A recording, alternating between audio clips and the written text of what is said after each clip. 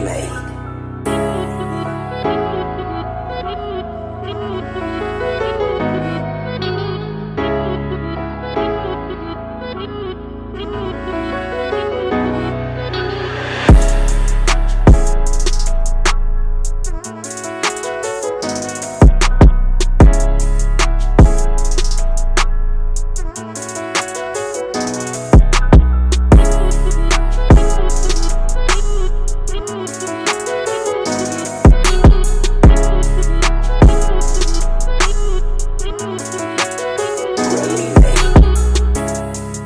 It's FYF Sportsman. It's Lamont. We back.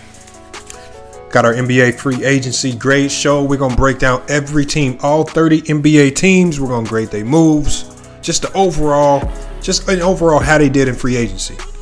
There's a lot of teams we got to cover, so we're just going to really go through each team briefly. I'm not going to really spend a lot of time on each team. There are a few teams that I want to emphasize a few points on. Obviously, we got to talk about the Knicks, teams like the Bucks. Very interesting teams. Even a team like the Atlanta Hawks made some very interesting moves. So we're going to be breaking down all of that today in our NBA free agency grade show. Again, just touching on every NBA team, reviewing their signings, seeing how they did in free agency, and just kind of also where we predict them to fall this NBA season after making these moves. Before we get started today, make sure you guys like, comment, and subscribe. Hit the notification bell to the video if you have not done so already. We are grinding to 20K. Again, it's been a slow grind to 20K, but we getting there. We edging on the 17K subscribers. So again, as we are growing, I want to continue to give a shout out to all of the subscribers who are sharing the videos, who are liking the videos, who are actively engaging in all the videos, helping spread the word about FYF Sports, man. We here to stay. We're not going nowhere. And again, we got a lot of new things coming to this channel. We're going to be expanding on the live chats. Not just expanding on the live chats. We got a lot of interviews coming up. Player interviews, coaches. So stay tuned with FYF Sports for all of that future information. Make sure you hit the notification bell. All right. That way you don't miss any of our video drops.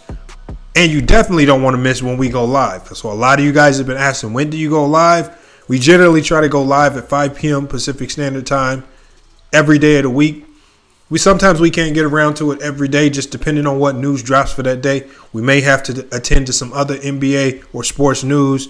But again, for the most part, we're trying to go live every day, 5 p.m. Pacific Standard Time. So if you guys want to debate, if you want to chop it up about any sports topic, not just basketball, we're talking about football, NCAA football, NCAA basketball, all of those topics we cover here on FYF Sports, so make sure you stay tuned for all of those videos. But today, I'm not gonna hold you up for too much longer. We have to get to these grades, and we're just gonna start with the first team. Excuse me. First team we got here, the Atlanta Hawks. Now, the Atlanta Hawks made some interesting moves over the summer. We know the Atlanta Hawks organization, they came out and said they're really going to make a push for the playoffs. They're not going to waste too much time. When you got a star like Trae Young, averaging 30 points a game, you don't want to let that go to waste with a losing roster. So they actually had a pretty decent draft last year, headlined with Cam Reddish and a few other youngsters. You got Kevin Huerter on that roster, but I think they needed to bolster that lineup with just a little bit more experience. So they went out and actively sought out guys. They actively looked to sign guys. They got Danilo Gallinari, veteran swingman. You got Rajon Rondo, veteran point guard. It's going to be great for Trae Young in the backcourt. You bring in Chris Dunn. Although he never really played to his potential in Chicago, the man is a defender. The man can defend at an elite level, and you're going to need defense to supplement Trae Young. The one thing that we know Trae Young struggles with in the NBA because of his size is his defense. So you have to put players around who can help supplement his poor defense on the perimeter. They brought in Gallinari, Rondo, Chris Dunn, and they also signed Bojan Bogdanovic to an offer sheet. And so when you bring in more shooting with Bojan, Danilo Gallinari, you bring in a veteran leader like Rajon Rondo, you bring in a very solid defensively minded guard in Chris Dunn. along with what you already have on that roster, I have to give the Atlanta Hawks. I'll be giving this team a B+ for their free agency, man. They look like they're actively taking a step forward to put pieces around Trae Young. Now, will this actually work? We don't know. But I actually have the Atlanta Hawks potentially getting to that 7th or 8th seed in the East if this roster stays healthy. Now, a lot of things are going to revolve around Clint Capela, not just his health, but if he's wanting to stay on this roster and build with this team, if he's looking to stay with this team and be that center that they need at the helm, then that's going to be big time for this team along with John Collins. So this team, they look to be locked and loaded to make a playoff push. I would love to see this team in the playoff. Trae Young can score the ball with anybody in the NBA. So in a playoff setting, anything can happen. We could potentially see the Atlanta Hawks making a run to that second or third round in the NBA playoffs if they can get in. All right, next team we got up, man. Next team we got up is the Boston Celtics, y'all. We got the Boston Celtics up, and it's just kind of really hard to get a real legitimate read on the Boston Celtics. It's hard to get a legitimate read on the Boston Celtics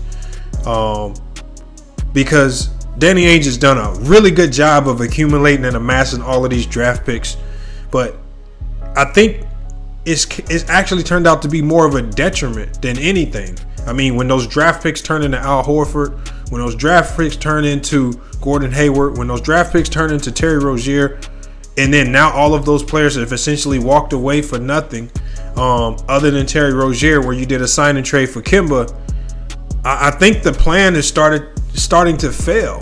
All right, you missed out on AD, you missed out on Kawhi Leonard. What are we going to do with all these draft picks? Now, they had a fairly decent draft. They were able to draft Aaron Nesmith out of Vanderbilt. He's a 6'10" guy, I think, that is absolutely lethal from the 3-point line. So he's going to be great as far as spacing the floor. They bring in Tristan Thompson to shore up the center position. They needed a defensive-minded center to assist Daniel Tice. So I think Tristan Thompson, that signing can help.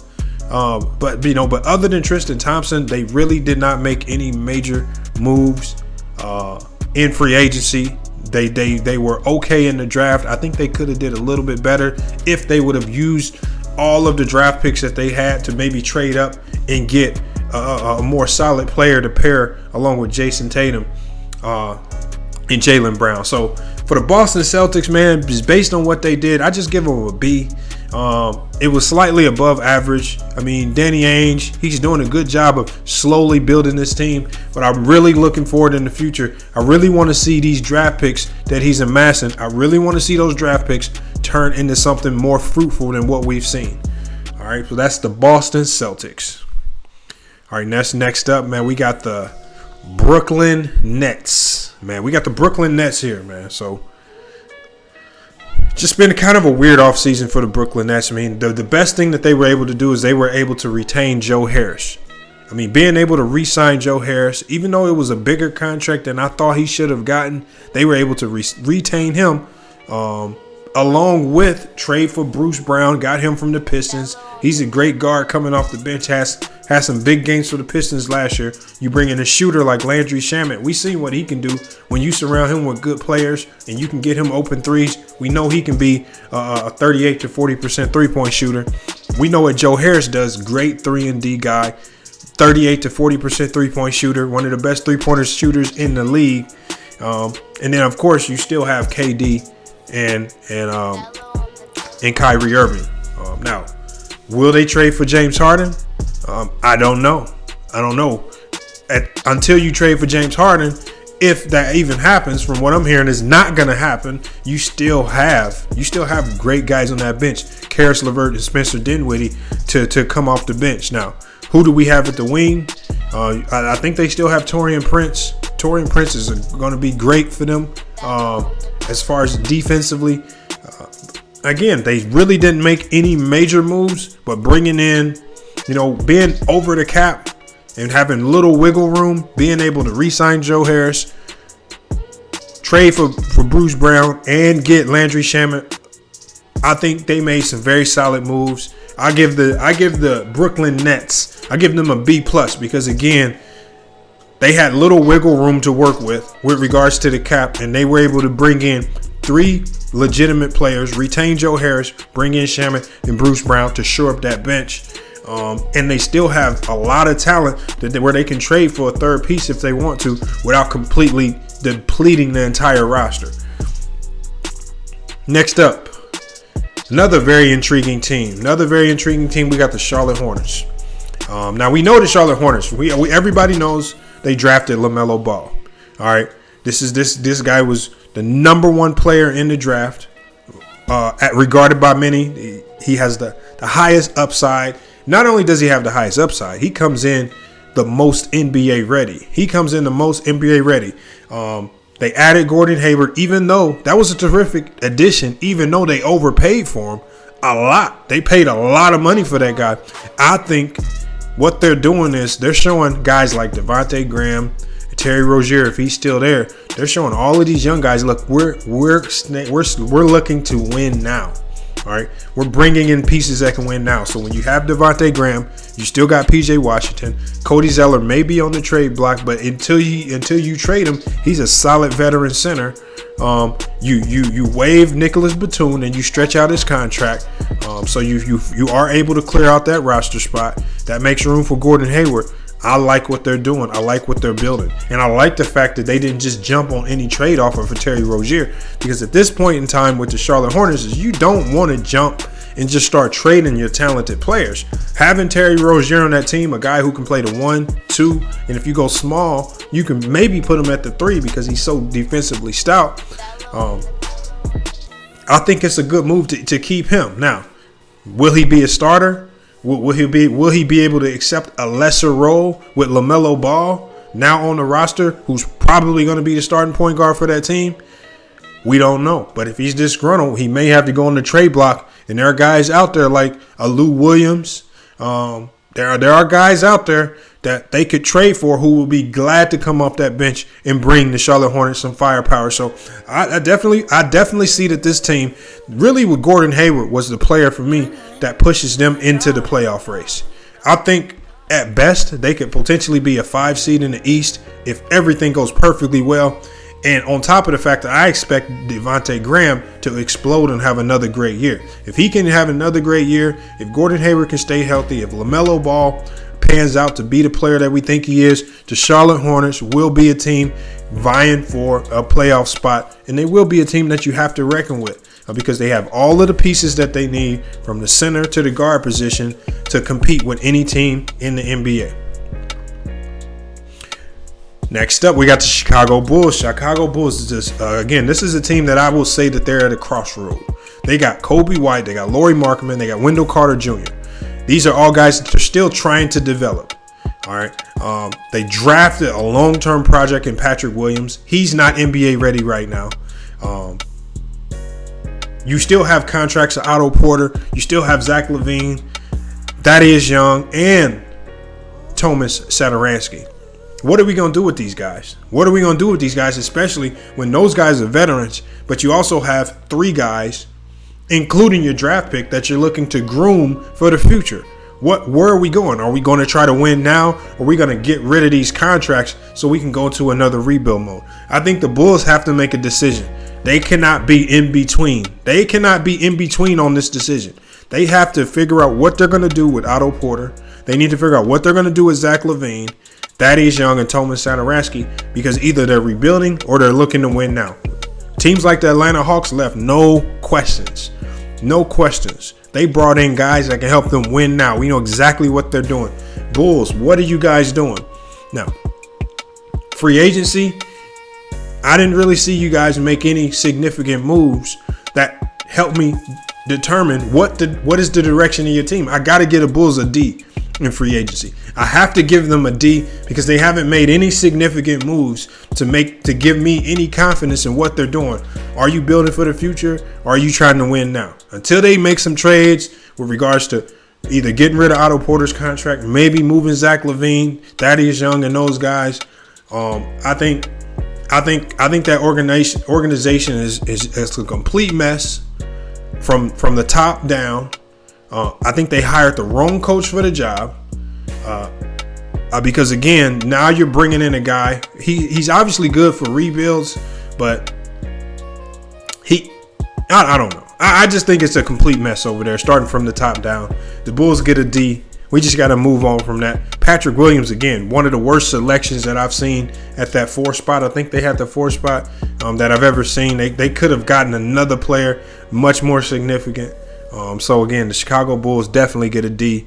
Very, very bad free agency and NBA draft. Cleveland Cavaliers, man. Cleveland Cavaliers are another awkward team in a very odd situation.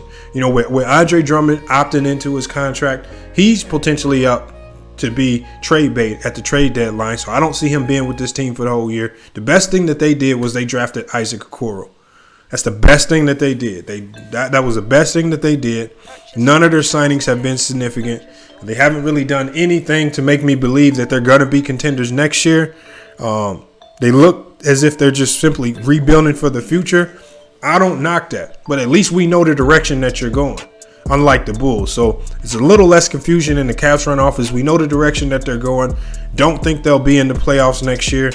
I don't like Colin Sexton as the point guard of your future. I don't think he's going to cut it. I love Darius Garland, but I really can't give them an honest grade until I see what they do with Andre Drummond and how they turn that contract maybe into more draft picks, maybe into some young talent. I have to really see, but until I see that happen, I'll give the Cavaliers a C-. I have to give them a C-. They haven't bombed yet. They've been slightly below average, close to a D, but I'll give them a C- for what they've done in free agency so far. All right, Dallas Mavericks. Oh, man. They traded Seth Curry and they got back Josh Richardson. Is that worth it? Is that worth it? You give up elite shooting for defense. All right. How does that pan out? How does that help you? Rick Carlisle must see something. To sign in James Johnson. Does he have enough left in the tank? Is he going to be able to stay healthy to give you something on that squad? All right, you still got Luka Doncic. Kristaps Porzingis' health is going to be up in the air. Is he going to be back healthy by the time the season starts? A lot of questions for the Dallas Mavericks. Didn't really make too much noise in free agency outside of that particular trade for Josh Richardson. Along with the draft, I do love their draft pick, Tyrell Terry. Because of the draft and because of the trade for Josh Richardson and along with acquiring James Johnson, I'm going to give the Dallas Mavericks a B. You know, a lot of people probably won't understand that, but you kind of have to look at what they have. Tim Hardaway Jr. opted into his contract. You still have Luka. I mean, you still got guys like that on that roster. You still got your big with Dwight Powell. He's coming back from that Achilles injury. He's going to be back healthy and ready to go. You still got Big Boban. So, again, I like this team. I like the direction that they're going.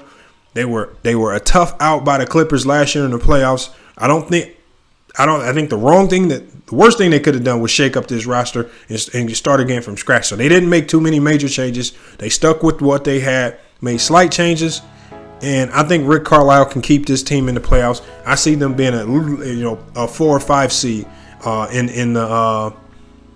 see them being a 4 or 5 seed in the West. And again, I give them a B on their free agency this year. We got the Denver Nuggets, man. Denver Nuggets. You lose Jeremy Grant, but you get JaMychal Green in return. I mean, very, very comparable pieces. Jeremy Grant is probably going to be slightly better on the defensive end. But at the end of the day, you still bring back Paul Millsap. Again, even though he had a bad playoff series as they were exited out the playoffs by the Lakers, he was highly sought after. So to be able to retain him on a short-term deal, you also were able to draft R.J. Hampton, which I think is big for that team because they've been acquiring some crazy young talent. And then you also draft Zeke Naji. I like both of those draft picks, along with the fact that you kind of open the door for Michael Porter Jr. to maybe step into a starting role and have more of an impact on the offensive end. You signed Bol to a full contract. He's no longer on a two-way contract. So we know now that he's going to be a part of that roster. Again, that guy, we haven't seen anything with regards to what he can do on the basketball court. He has a load of potential. And you sign and you draft RJ Hampton. a lot of promise over there. But we have to see Mike Malone allow that talent to blossom on the court. He kind of handcuffed Michael Porter Jr. You have to, I think at some point in time, you're going to have to live with his mistakes. All right, you're going to have to live with his mistakes, and you're going to have to find a way to supplement those mistakes with other good defenders. All right, we just have to, because he's too great offensively. So what do I give the Denver Nuggets? I give them an A-, and I give them an A- because with the trades that with the moves that they made, they opened the door for their young players to blossom this year. So again, because of that, I got to give them an A-, and I look forward to seeing them play, because if Michael Porter Jr., Bol, and RJ Hampton, if they peak, if all of those guys peak and become who we thought they could be, the Denver Nuggets are going to be one of the most elite teams in the league with what they already have down there in Denver. We got the Detroit Pistons up next. Detroit Pistons. Everybody's looking at the Pistons like, what are you doing? You know, I do like the draft. I like their draft pick, Killian Hayes. And I like Isaiah Stewart. I like both of those picks. But then they signed Jeremy Grant, Mason Plumley, Jahlil Okafor, and Josh Jackson. Like, why do we need all these power forwards? Why do we need all these power? Now, there's a lot of length. Maybe Josh Jackson can play the 3. Maybe Jeremy Grant can play the 3 sometimes. But both of those guys struggle at times to shoot the ball. Josh Jackson is, you know, he was on the brink of being out of the NBA. I just don't understand some of these signings. Why Mason Plumlee? I mean, I know you lost Christian Wood. I know you wanted to, and I know you traded Andre Drummond for next to nothing. I mean, if you're going to get size, you got to make sure it's versatile size. I mean, maybe they're thinking they can revive the career of Josh Jackson. This guy coming out of Kansas, we thought he was going to be something special. And he's allowed off the court issues to stifle his career and his growth as a player. Can he bounce back? But, you know, until I see the Pistons do more, based on what they've done, the only positive thing that they did was draft Killian Hayes. I got to give them a D+. Too many forwards. You didn't do anything. You trade away Bruce Brown for next to nothing. You're stuck with Derrick Rose, but you didn't bring anything significant in. Again, another team where I don't know what direction you're going. Are you trying to rebuild or are you trying to compete? I can't tell with this roster. All right, the only time we'll tell what they're trying to do. Until then, they get a D+. Golden State Warriors up next.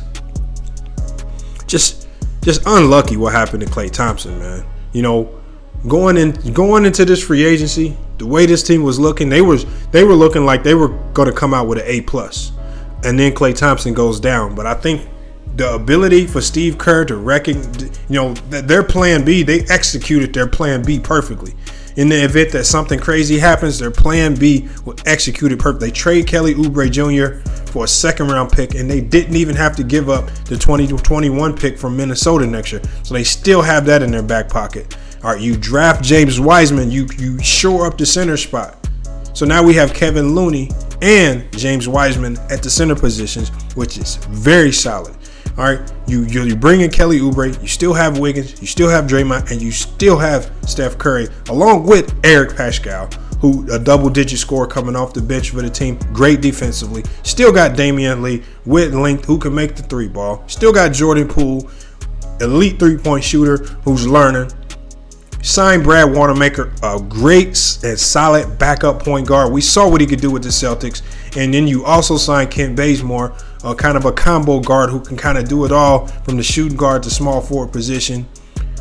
They're deep. All right. Now, can Steve Kerr get this unit to play together? I don't know.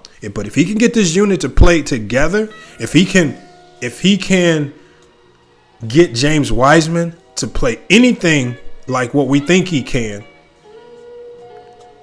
Golden State Warriors are going to be one of the best teams in the West.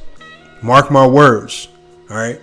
Mark my words. When you look at the length that they have defensively between Wiggins, Oubre, Draymond, and James Wiseman, that's a very, very large starting lineup with Oubre who can shoot the 3, Draymond, if he can get his 3-ball working this year, that will be solid.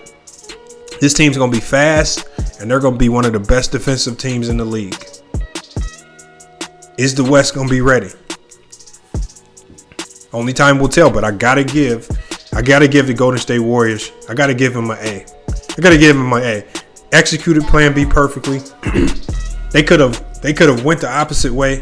They could have just tanked, went for another lottery pick, came back next year with their dogs. They said we're not selling. They went into the luxury tax, went and got some guys. They have a disabled player exception that the NBA just granted them for $9 million. Could potentially bring in another guy. Warriors going to be a team to contend with. Houston Rockets, man. Houston Rockets, it's hard to grade them, but I definitely have a grade for them. When reportedly you have Westbrook and Harden both wanting trades to get up out of there.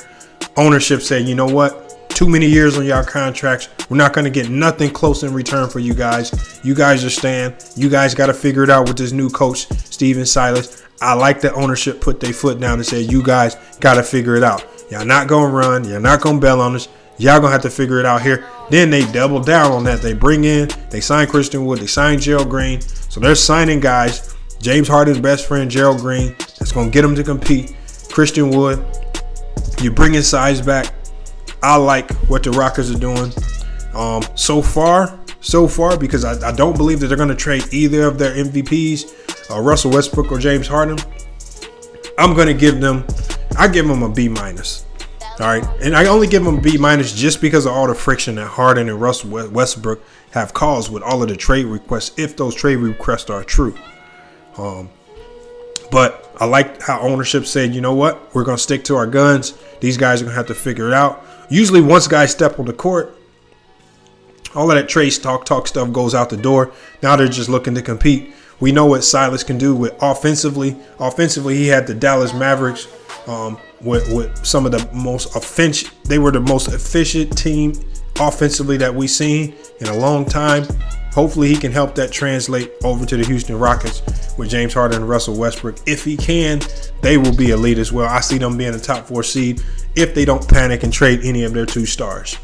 Next up, we got the Indiana Pacers. Indiana Pacers would have loved to acquire Gordon Hayward. They failed at that. They were able to keep Justin Holiday, and they so far they have Victor Oladipo on the team, but we know he wants out of there. I still feel they're a dark horse. Again, with Sabonis, with Miles Turner, with all of those guys, with TJ Warren, we saw what he did in the bubble. I think they're still a contender. Pacers are always going to be a hard out.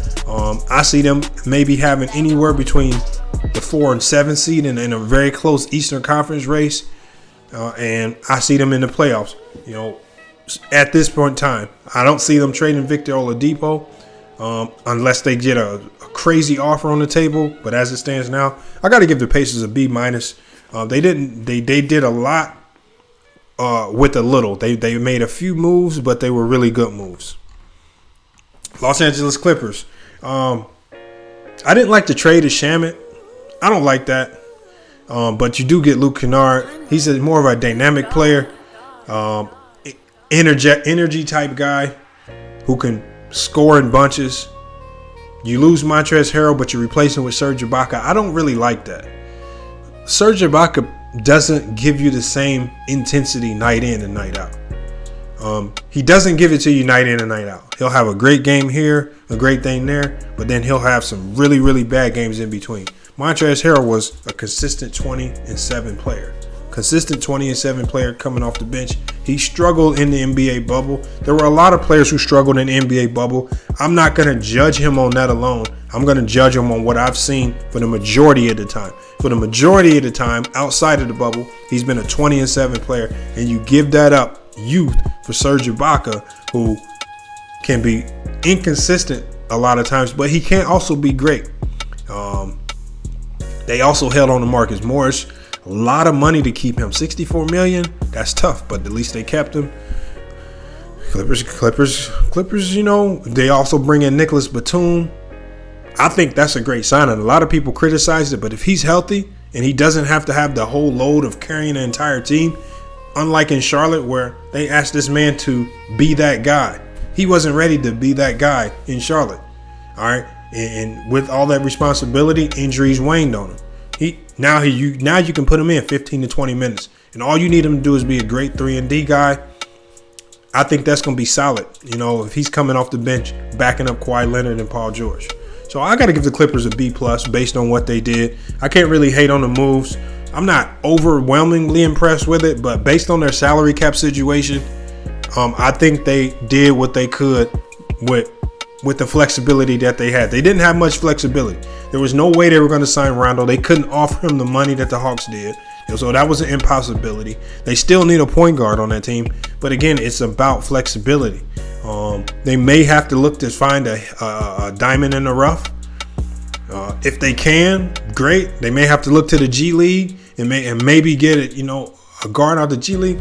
Maybe you could finesse a trade and get rid of Pat Beverly to bring in a better guard.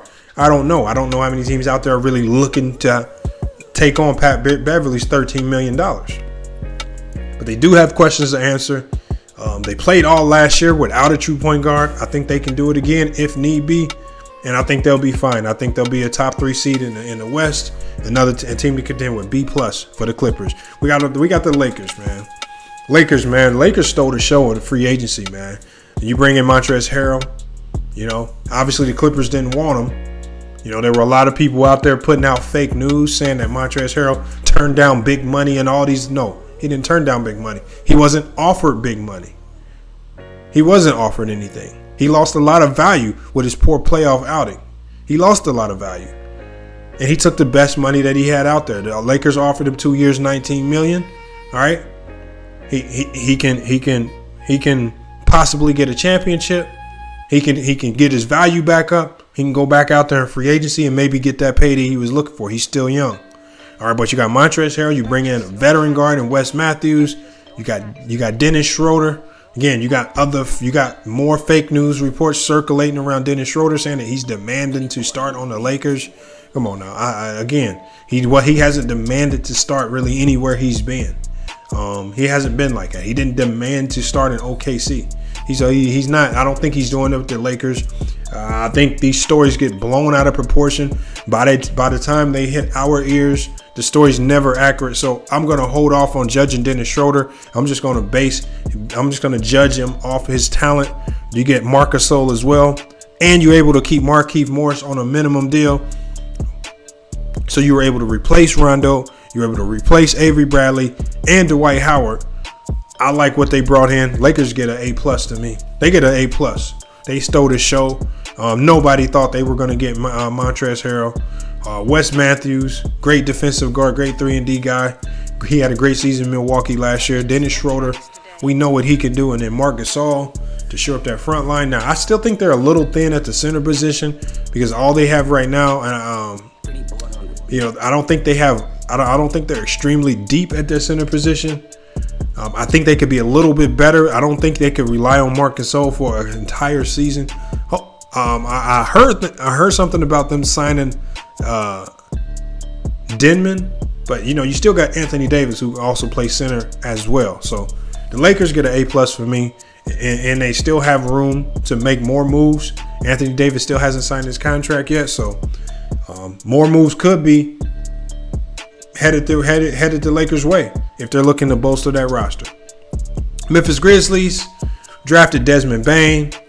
Not really much else to talk about. They really didn't do anything in free agency. I give them a B just based on the draft pick. Desmond Bane is going to be a good player in the NBA. All right, the Miami Heat, man, I love what they did. They added more defense on top of an already great defensive team. Add Avery Bradley, add Mo Harkless, re-sign Goran Dragic. Slightly overpaid, but it's a short-term deal. You lose Jay Crowder, but again, when you can bring in Avery Bradley and Mo Harkless to make up for it, I think that's better. They gave a lot of money to Miles Leonard. That was kind of weird. Didn't see that happening, but Miles Leonard is a great glue guy, great bench guy, great for that team. B+ for the Miami Heat. I like what they were doing. Milwaukee Bucks. It looked as if the Milwaukee Bucks were going to be the stars of free agency when they had supposedly secured a sign and trade with Bojan Bogdanovic. All right, that's what it looked like. All right, they already were able to secure Drew Holiday. But when that trade fell through, when it was announced too early, and now they're getting investigated for tampering, then they had to let Ersan Ilyasova. They had to waive him, let him go for next to nothing. Hard to say how they're gonna look. They brought in DJ Augustine. They brought in some solid pieces to kind of make up for it. But I don't think they brought in anything to wow Giannis Antetokounmpo. Is he going to sign the Supermax after what they did in free agency this year? Don't know. I think they're going to have to make a serious run to the finals. Budenholzer's got a lot of work to do. He's going to have to coach. He's not going to be able to just rely on sheer talent to get him there. He's going to have to coach his way to the finals. This is the year he has to get it done. All right, he's had the 2-time MVP on this team, and he's failed multiple years in a row. He's on the hot seat. Budenholzer, you got to get it done. I give the Bucks, I give them a B-. Bringing in Drew Holiday, can't knock that. Bringing in DJ Augustine, another good move, but a failed trade attempt from Bogan Bogdanovic. It stopped you guys from getting an A, dropped you to a B-. We got the Minnesota Timberwolves. Kept Malik Beasley, surprisingly. I mean, the man caught those weapons charges. I thought he was out of there, but he did have a breakout year last year. All right, so they re-signed him. They traded for Ricky Rubio, and you draft Anthony Edwards. Can't knock that at all. So you bring in a real point guard. You can put D'Angelo Russell at the 2. You can put Anthony Edwards at the 3. You still got Karl Anthony Towns. I like what they're doing. Still can potentially bring Malik Beasley off the bench.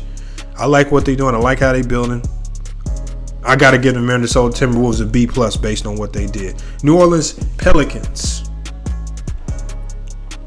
They did what they were supposed to do. They re-signed Brandon Ingram. All right. We knew that they were going to trade Drew Holiday. I don't really like what they got in return. Eric Bledsoe. He may be on the move, but I like the drafting of Kyra Lewis. I love that. And then I love Steven Adams. I like that. They needed a veteran defensive big. Especially after losing Derek Favors. He's going to give you a little bit more size. So I think his defensive presence on the interior, he's a little younger than Favors. I think he's going to be a little bit more stout. But they did what they were supposed to do. They didn't really go too crazy. They didn't do too much, and they made the right moves. So I like what they did. New Orleans Pelicans, for me, get a B+. We got the New York Knicks. New York Knicks. Drafted Obi Toppin. I like that. I drafted Emmanuel Quickly. I love that. Sleeper SEC Player of the Year. He's a solid player.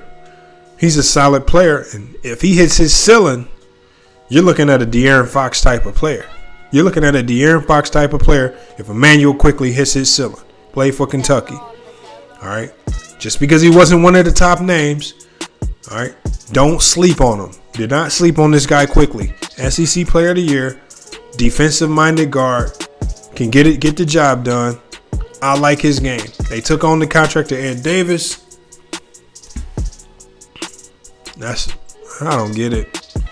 I mean, they re-signed, they re-signed guys. Then nobody. I really don't even want to talk about some of the guys they brought in, man. Michael K. Gilchrist. Come on, Knicks.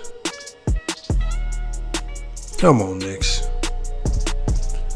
I mean, you finally do well in the draft, but then you completely ruin what you did in the draft by signing some complete and utter failures.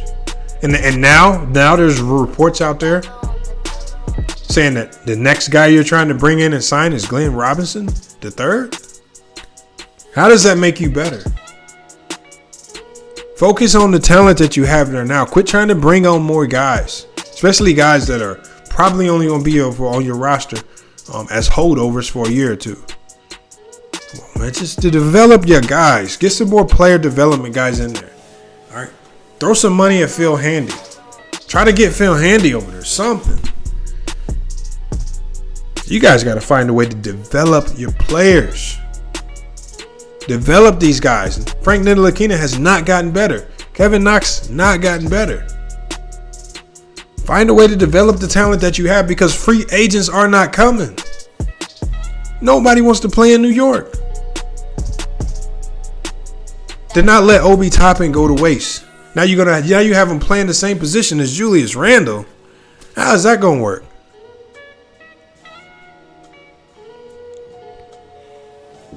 Knicks, you gotta be better, man. Knicks gotta get an F. Knicks get an F. Don't know the direction that they're going. They're not looking to get better. The signings were completely terrible.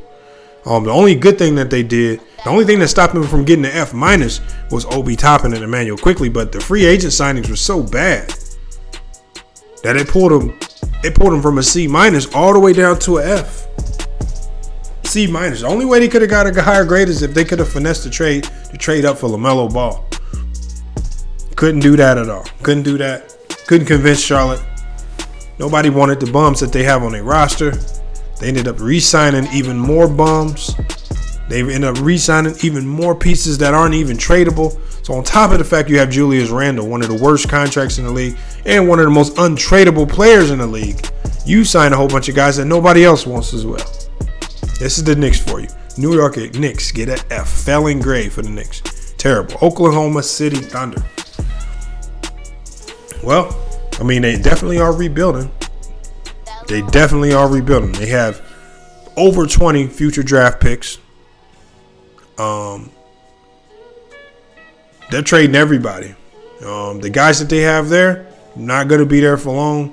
Probably the only guy that I see them holding and going to for a long term is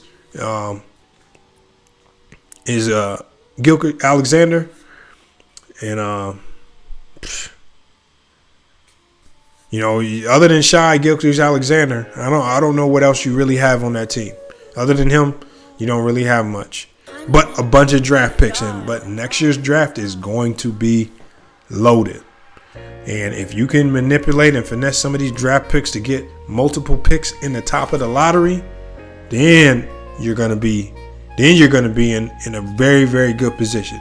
But next year's NBA draft is going to be loaded 1 through 20. A lot of talent is going to be there. Jalen Green, Jalen Suggs. Whew. It's deep. Cade Cunningham. I like what OKC's doing, especially with the way next year's draft is looking. Orlando Magic. Draft Cole Anthony. That's about all you did. You didn't get a viable replacement for Jonathan Isaac. He's out for the year with a torn ACL. You re-sign Evan Fournier. Other than that, I can only judge you off of Cole Anthony. I love the signing. You get rid of DJ Augustine. If you're going to get rid of DJ Augustine, you got to start Cole Anthony. You got to thrust him into a starting role right now. You have to thrust him in right now. Stop trying to develop Markelle Fultz. Thrust Cole Anthony right into the starting lineup right now. Allow him to go straight from the get-go. All right, you have a good center. You have some good forwards. All right, let this year be a developing year for all your young guys. You guys are going to lose a lot. Probably not going to make the playoffs. That's fine. Look to next year when you get Jonathan Isaac back. You guys can get back to being formidable. Orlando Magic get a C-. Didn't do too much, but they did what was needed to be done. Philadelphia 76ers. Boy, I mean, next to the Lakers, one of the best teams in free agency. You get rid of Al Horford's contract. You trade Josh Richardson, who was said to have been a locker room headache. You bring in elite shooting, Danny Green and Seth Curry. We know that Ben Simmons needs elite shooting around him. So you bring in elite shooting. Love that. You sign Dwight Howard to come off the bench behind Joel Embiid. Love that. Not only just come off the bench, he can teach him a lot, especially on the defensive end in practice. So now you have one of the best defenders in the league going at Joel Embiid in practice. It can only make him better. Based on the moves that they made, I got to give them an A-. Getting rid of contracts. It was a messy roster before. They cleaned it up. Looks like they headed the right direction, freeing up a lot of salary cap space. Still got Tobias Harris. I think they're going to be contenders next year, especially since they were able to bring in more shooting to surround Ben Simmons and Joel Embiid with. A- for the Sixers. Phoenix Suns, Chris Paul trade. I predicted it. Predicted it months ago. Nobody wanted to listen. People called me crazy. People said that, he headed to New York. People said he was headed to Miami. People said he was headed to the Lakers. I called it all fake news. It was. Again, stop going to Bleacher Report for y'all news, your sports news. Stop doing that, y'all. Don't believe everything you read, and you don't have to report on every stupid thing that you hear. Some of this stuff we hear is stupid. And you don't got to report on everything. Just like the Chris Paul nonsense. Chris Paul sought out the Phoenix Suns. He appreciates Monty Williams. He contacted the team as soon as the season was over and said, let's make a deal happen. I would like to be there. OKC were generous enough to say, select the team you want to go to and we're going to make a deal happen. And it just so happened that the Phoenix Suns were looking to move Kelly Oubre already, and they had Ricky Rubio, who was an okay point guard, but he was often injured, and he cannot hit a mid-range jumper to save his life. Perfect trade. You get rid of two guys that you don't need. You bring in Chris Paul. You bring in Crowder. I like what they did. I give the Suns an A. I got to give them an A. You bring in Chris Paul, put him next side of Devin Booker. Still got Ayton. Still got Mikal Bridges. Still got your draft pick. A. Gotta give him an A. Great job. Portland Trail Blazers, my team right here. You re-sign Enes Kanter. I'm not thrilled with that. I like what Enes Kanter can do, but on the defensive end, he's a complete bum. Well, he's statistically he's the worst defensive center in the NBA. So you bring him on, and I guess he can give you some offensive rebounding. I guess he already knows how to play with Dame. He understands the system already. So I like that from that aspect. Rodney Hood, coming off Achilles tear, don't really know how he's going to react to that. Don't know how well he's going to play. It took him a while to get acclimated in Portland. He didn't immediately start in Portland, start killing. It took him a while to get acclimated. Can he immediately get back to form? You still got Melo. Will Melo be consistent or inconsistent? He's getting older. He's known for playing for the wrong reasons. Is he going to be playing for stats and legacy?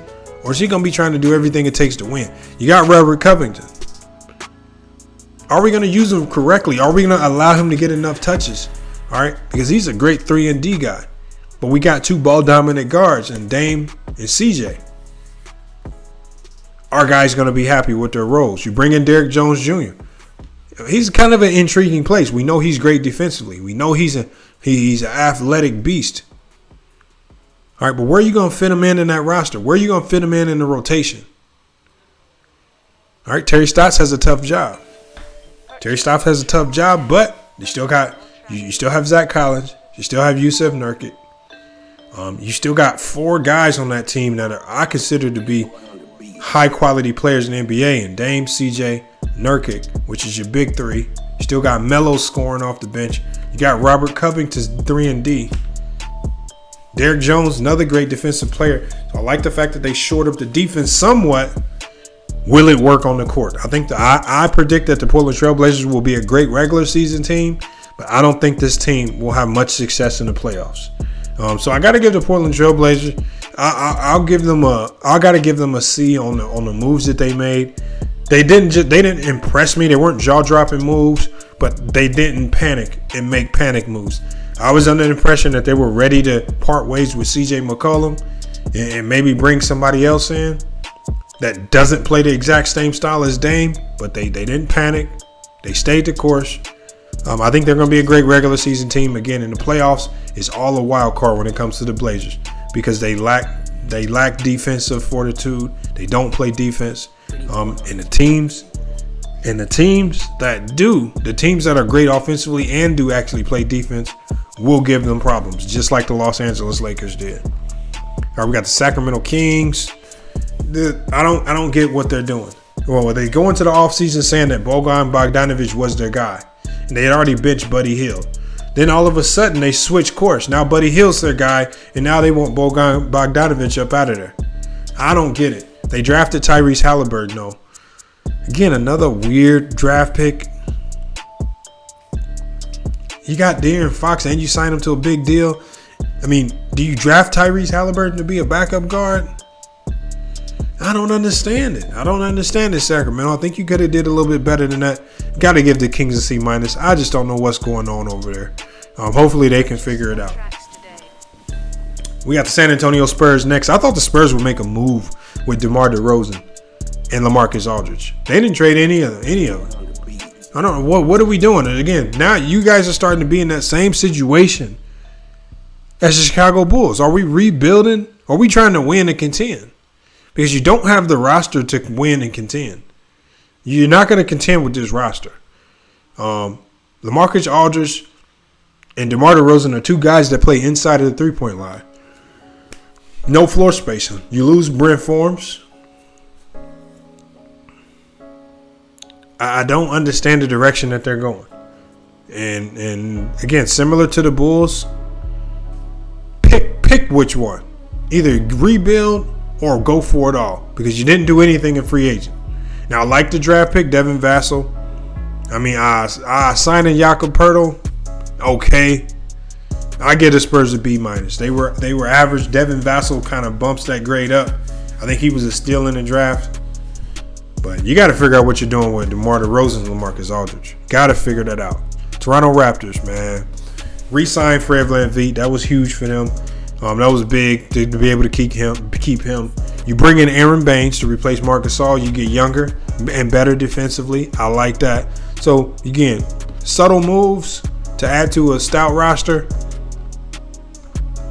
I like that. I give the Raptors a B+. All right, we got the Utah Jazz. They got Derek Favors back. One of the best defensive power forwards in the NBA. Put him along the best defensive center in the NBA. Now we got a defensive front line right there. That's elite. You kept Jordan Clarkson, which was smart. He earned his money. He came at a high price, but he earned it. He came into Utah. He didn't come in with his head down, mad about the trade, mad about the situation. He came in and played.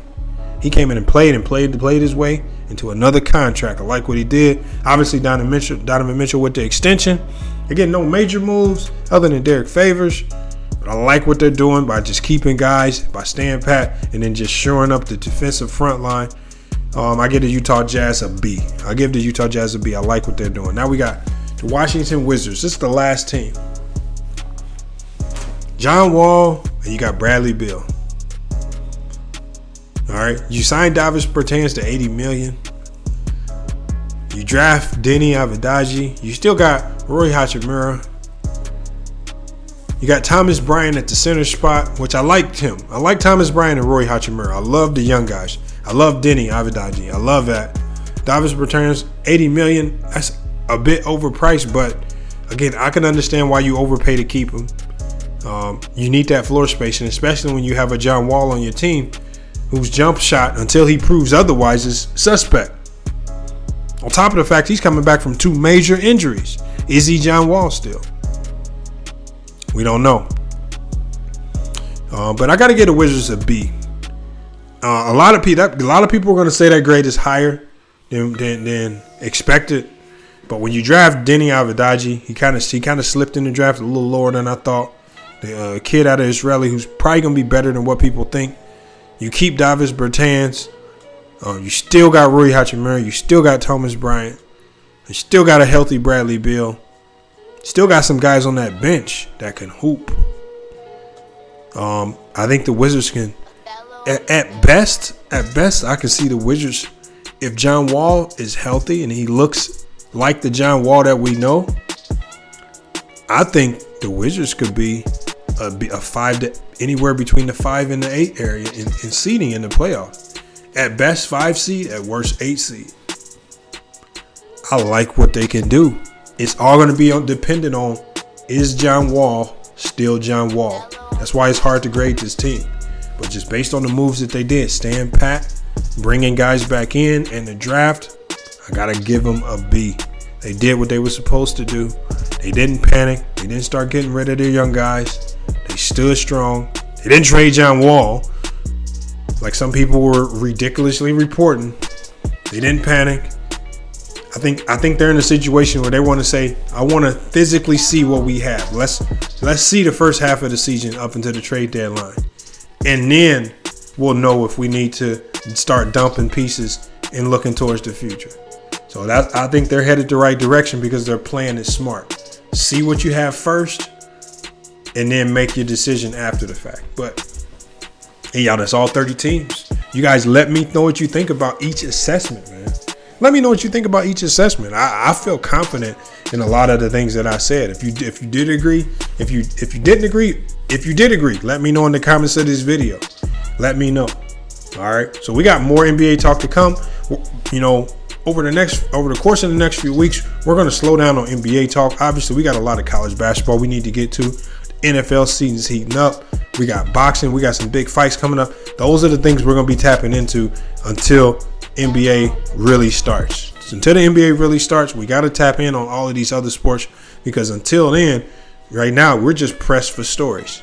And so I don't want to be one of those platforms where you see they're making up delusional or ridiculous stories about the Lakers and LeBron James, you know, just to put content out there. I want to give you credible sports news.